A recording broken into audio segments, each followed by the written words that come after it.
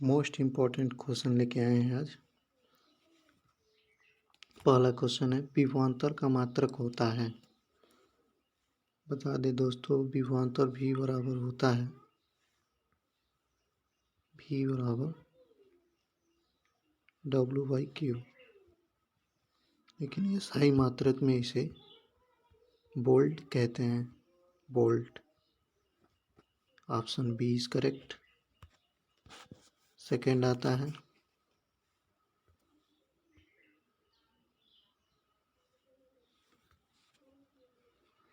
एक आदर्श volt meter का प्रतिरोध होता है। देखिए, इसका ऑप्शन नंबर डी होगा, अनंत होता है। क्वेश्चन नंबर 3, शुष्क सेल में कौन सी ऊर्जा पाई जाती है? शुष्क सेल में कौन सी ऊर्जा पाई जाती है? इसका होगा रासायनिक ऊर्जा। ये शुष्क सेल आप लोगों ने पढ़ा होगा, ये रासायनिक अभिक्रियाओं द्वारा प्राप्त किया जाता है। इस सेल में रासायनिक अभिक्रिया होती है। अगला क्वेश्चन है, प्रतिरोध का मात्रक होता है V बराबर IR। R प्रतिरोध है, R का मात्रक हो जाएगा ओम, क्योंकि इसका खोज ओम ने ही किया था, इसीलिए ऑप्शन नंबर डी करेक्ट है। अब आ जाते हैं अगले क्वेश्चन पे। घरों में लगे पंखे, अर्थात जितने भी ऑपरेटर्स घर में लगे होते हैं, उनका जो वायरिंग होता है किस क्रम में होता है?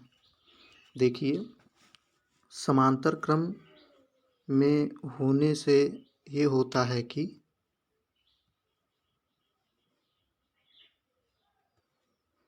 धारा तो भिन्न भिन्न प्राप्त होगा, लेकिन जो वोल्टेज होगा हर जगह हर ऑपरेटर्स में समान पहुंचेगा, जिससे ऑपरेटर्स खराब नहीं होता। और हर ऑपरेटर में धारा की आवश्यकता अलग अलग होती है, जिससे क्या होता है कि इंड तक जाते जाते हमारे सारे कंपोनेंट्स को बराबर वोल्टेज का ही हमें धारा प्राप्त होता है। इसे समांतर श्रेणी क्रम में जोड़ा जाता है। विशिष्ट प्रतिरोध का मात्रक ओम इंटू मीटर होता है। रो बराबर आप लोग पढ़े होंगे,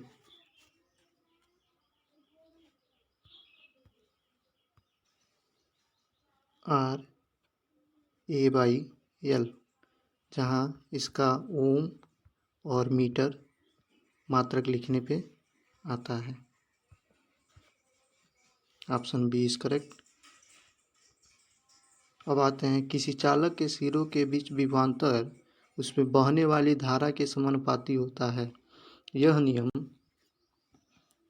इन निम्न में से किस नियम को दर्शाता है? भाई, इसमें दिया है V प्रोपोर्शनल टू धारा, जहाँ से V बराबर IR लिखते हैं, आई मीन R। ओम का नियम दिया हुआ है। Option D is correct. अब आते हैं अगले क्वेश्चन पे।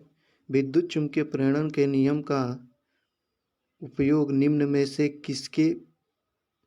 किसको बनाने में उपयोग किया जाता है? जैसे इनमें धारामापी बनाने के लिए किया जाता है, या वोल्टमीटर, या विद्युत मोटर।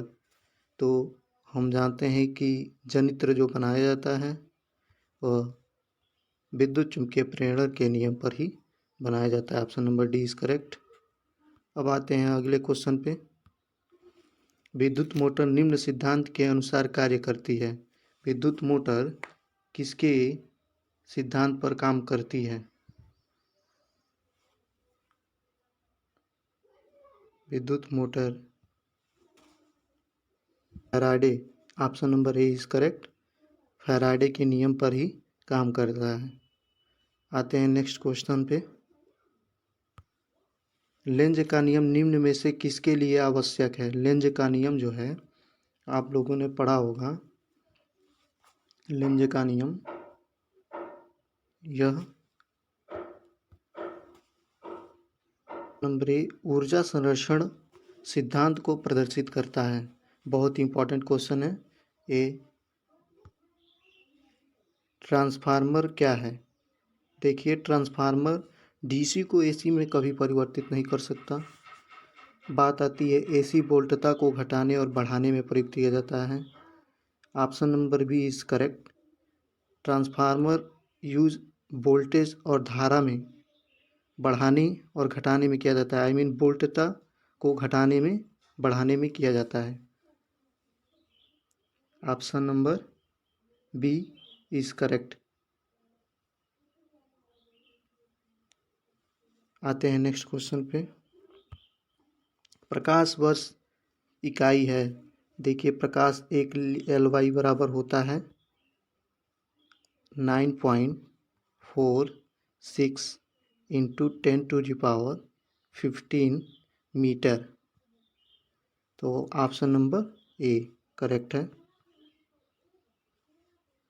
आते हैं नेक्स्ट क्वेश्चन पे।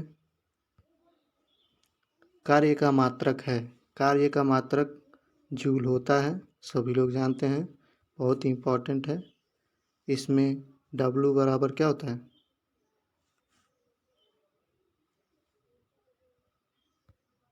FD cos theta.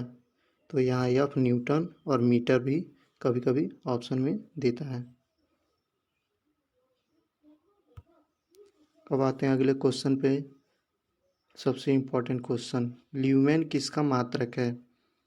ल्यूमेन किसका मात्रक है? तो ज्योति फ्लक्स का मात्रक होता है। B option is correct. आते हैं नेक्स्ट क्वेश्चन पे। वायु में ध्वनि का वेग है। देखिए, वायु में ध्वनि का वेग 332 मीटर पर सेकेंड होता है। बार बार क्वेश्चन रिपीट होता है, बहुत ही इम्पोर्टेंट है। ध्वनि की चाल अधिकतम होती है। देखिए, ध्वनि का चाल ठोस जहाँ होगा ना वहीं सबसे अधिकतम होती है।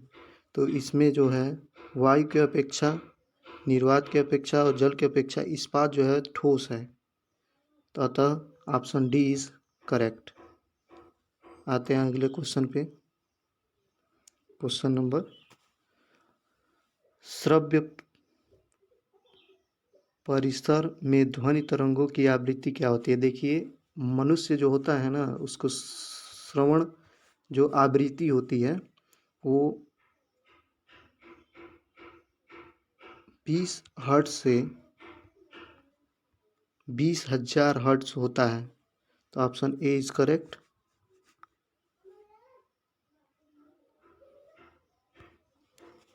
ध्वनि तरंगे हैं, ध्वनि तरंगे हमेशा लंबवत होती हैं। कैसी होती हैं? लंबवत, तिर्यक नहीं होती हैं। आंशिक लंबवत कभी नहीं हो सकती, कभी कभी लंबवत, कभी कभी तिर्यक कभी हो ही नहीं सकती, तो लंबवत होती हैं। ऐसे ही क्वेश्चन बार बार आते हैं एग्जाम में। दूध से क्रीम निकालने के लिए कौन सा बल उपयुक्त होता है? देखिए, दूध से जब मथा जाता है तो देखते होंगे लिक्विड से, तो इसके केंद्र की ओर बल लगने लगता है, जिसे हम लोग जानते ही हैं अपकेंद्र बल कहते हैं। अपकेंद्र बल कहते हैं। अतः ऑप्शन ए इज करेक्ट।